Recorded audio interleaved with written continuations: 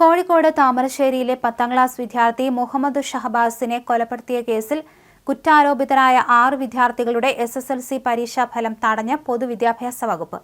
അന്വേഷണ പുരോഗതിക്കനുസരിച്ച് ആവശ്യമെങ്കിൽ ഫലം പിന്നീട് പ്രസിദ്ധീകരിക്കുമെന്നും പരീക്ഷാ ബോർഡ് അറിയിച്ചു.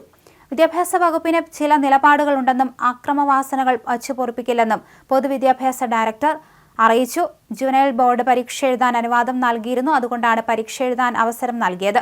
എന്നാൽ അക്രമവാസനകൾ വെച്ചുപൊറുപ്പിക്കാനാകില്ല. അതുകൊണ്ടാണ് ഈ കുട്ടികളുടെ റിസൾട്ട് തടഞ്ഞുവെക്കാൻ വിദ്യാഭ്യാസ വകുപ്പ് തീരുമാനമെടുത്തതെന്നും ഷാനവാസ് വ്യക്തമാക്കി. ഈ കുട്ടികളെ 3 വർഷത്തേക്ക് ഡീബാർ ചെയ്തെന്നും അദ്ദേഹം അറിയിച്ചു. ആദ്യഘട്ടത്തിൽ വിദ്യാർത്ഥികളെ പരീക്ഷ എഴുതിക്കരുത് എന്ന ആവശ്യം ഉയർന്നിരുന്നുവെങ്കിലും ജുവനൈൽ ജസ്റ്റിസ് ബോർഡിന്റെ നിർദ്ദേശപ്രകാരമാണ് കുട്ടികളെ പരീക്ഷ എഴുതിച്ചത്. വെള്ളിമാടുകുന്ന് ജുവനൈൽ ഹോമിൽ സുരക്ഷാ സംവിധാനം ഒരുക്കിയാണ് കുട്ടികളെ പരീക്ഷ എഴുതിച്ചത്.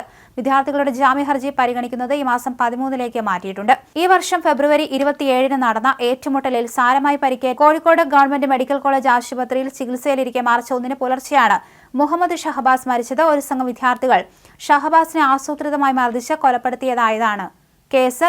വെഴുപ്പൂർ റോഡിലെ സ്വകാര്യ ട്യൂഷൻ സെന്ററിൽ പഠിച്ചിരുന്ന 6 10ാം ക്ലാസ് വിദ്യാർത്ഥികളാണ് കേസിലെ കുറ്റാരോപിതർ.